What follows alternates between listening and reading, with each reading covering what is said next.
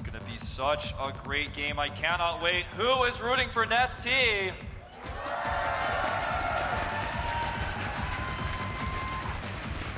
And where are our live fans?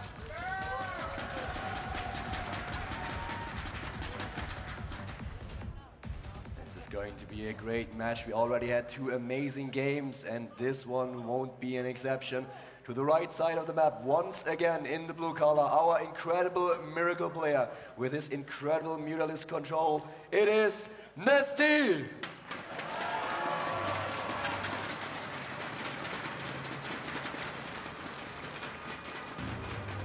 And his opponent to the left side of the map in the red color, the Fnatic player winning set number 1, and he will want to take the lead once again. It is aLive!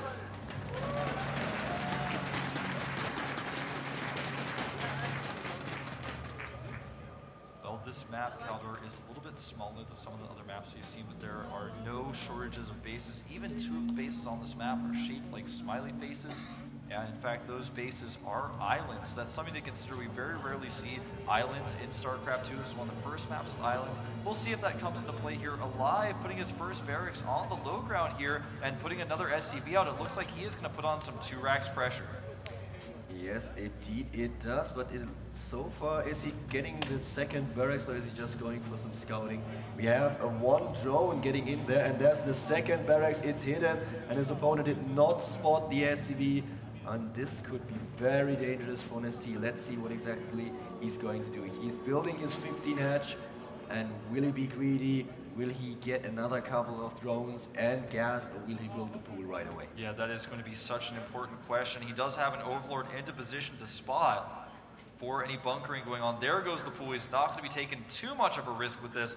What we've seen from aLive here with the first barracks being shown, the second one being hidden, is something you don't see very often. It's kind of rare because it's something that, you know, your opponent, it's a mind game, but if your opponent finds the second barracks is a little bit far away, you may not be able to use that. But I like his choice to do this here. Now, NesTea, since he got that pool at a fairly normal timing, should be able to defend this, but any mistakes at all at aLive may be able to kill the hatchery. Exactly. The one thing that I really like about aLive's play here is that he has shown in the last few games that he has a lot of different strategies and is not afraid to use them. He's not only relying on a safe macro play, but he has so many openings and he's showcasing all of them. You're exactly right, Caldor. He has shown so much complexity in his play in all matchups. He's pulling 3 more SCVs here. That's going to come along with his 3 Marines he has now. It looks like NesTea knows something is up here. He's trying to go for these SCVs. The bunkering has begun. He's going to need to pull drones, and indeed he does. And I love his decision to pull this many. A lot of Zerg players make a mistake when they just try to rely on 3 or 4 of them, but he pulls enough of them to make sure that he can use them with the Zerglings if need be. And here they go. The drones and the Lynx together try to stop this, and will he be able to do so? Oh, is he able to get into the bunker? The bunker is not gonna finish in time. Yes, it does finish! Whoa, but so many units already. Is he able to repair it? He's trying. I don't think he can repair it though, and NesTea with a very sick hold here. He's pulling his drones, chasing these Marines further, but it looks like he's not only going to get the Marines, but the SCVs as well. Nicely done by NesTea. Guys, give it up for NesTea here. Nice defense against aLive. aLive's double barracks play did not really work in his favor here. NesTea played it perfectly. Even so, though, consider that because he had to make so many Zerglings, the worker count now is 20 to 16, and aLive's favor is going to be continuing to drone right now, but he can no longer really use these slow Zerglings. With good micro from aLive, he's going to have to send those Zerglings home. Until he has speed, they're going to be relatively useless, so in some ways it was a decent trade for aLive, but NesTea definitely getting the better hand here. We have the expansion now for aLive, who is taking double gas at this point, double refinery. And of course, as soon as the lava mechanics are kicking in for NesTea with the 2 bases, he's getting ahead in harvesters. You have him at 21 against 22 already. But with the 1 spine crawler in the front, all these Marines, they just can't do anything anymore. Yeah, they cannot do anything. This is NesTea using that high ground advantage. Of course, there's no way for the Marines to sneak around that spine crawler, so nicely done by NesTea, because this follow-up Marine pressure is very common to see. You can see here this barracks is being moved. He's going to make another barracks as well to complete his wall up at the top of his ramp as his command center finishes. And of course, with the barracks going up in his main base, he can make a reactor, and I think we'll be following this up with reactor, heli, and pressure as well. And while we're just having a quick look at the map, we can see that especially behind the natural and the third base, there's a lot of dead space, and this is exactly one of the reasons why Mutalisks can be used on this map. You just have so many positions where you can hide them, where you can bounce from base to base to base and just try to get into the economy line, picking off SCVs, trying to maybe take on a tech lab every now and then, or a reactor. So at this point, definitely a strategy that NesTea could use. He did it on the last two maps, and he might be able to change it, or he might want to change it because he doesn't want to be too predictable, but Mutalisks would definitely be a good option here. Yeah, I think so. You're exactly right. I mean, that space behind the bases is just too big. It's so tempting. Now, something that's interesting to note is that aLive has a small group of Marines up at the top of the map. It looks like he's going to try to check for a third, maybe try to pick off some units. He's coming in with a group from the south as well. They're going to kind of unite. I think he's trying to not only check for those bases, but to force units. He's actually going to trap these Zerglings, perhaps. Nice control by NesTea, barely escaping losing these Zerglings. We have the Roach one for NesTea right now, while aLive just produced double factory. This time he's going for a lot more. This is actually a little bit the style that Marine King used against Lenok, and I really like this.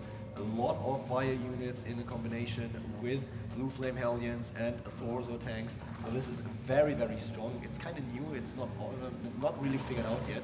So this might be something that NesTea does not know how to stop. Yeah, it's basically kind of an older style, but it's coming back and people have changed it and improved it so much. It's a very difficult style to deal with. If you make any mistakes with your control, if Hellions get into your base, you lose drones so quickly. It's very unforgiving as well. If you try to commit with your Zerglings, you don't see how many Hellions are there. The Hellions can come in and catch you off guard. We see a lot of pressure here with these Marines. He's trying to scan and kill tumors. And the Roaches are, of course, spotted by the scan here as well.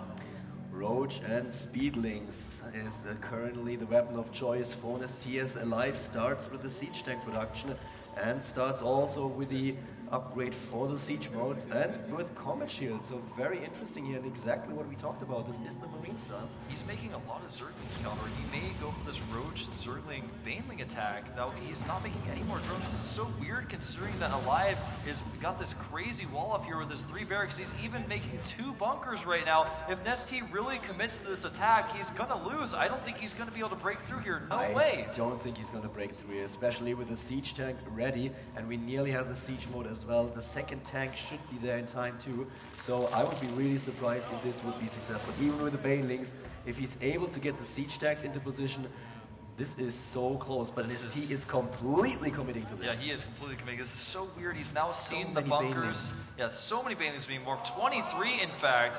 This is going to be so hard to hold. Here we go. The Banelings are morphing. He's getting a few more of them here. 10 more to be exact. That is a lot of Roaches as well. 11 Roaches. He may try to use the Roaches to target down those bunkers, but the Marines are already pre-split. Talk about a lot of Banelings. And he is getting crazy. Yeah, that is crazy. The siege mode, though, is done. Exactly, and we have more than 1 tank. By now, there are 3 of them. Yep, even 1 up on the secondary high ground just in case things get crazy. Here we go! He's going in there. The siege tanks do their damage. The Banelings trying to get in here, but will it be enough? The bunker is down, at least 1 of them, but way too many units for that. GG! NesTea, he tries this all in, it fails. aLive, he is ready. And NesTea, GG's out of the game. Yeah, that was quite an anticlimactic finish there, but aLive predicted what was going on, and it's so funny. I see the idea with NesTea here. He sees the barracks wall, and he thinks this will be the last thing he'll expect. He might not have his siege tanks in position. He might not have bunkers. Maybe I can break through here, but it just did not happen. No.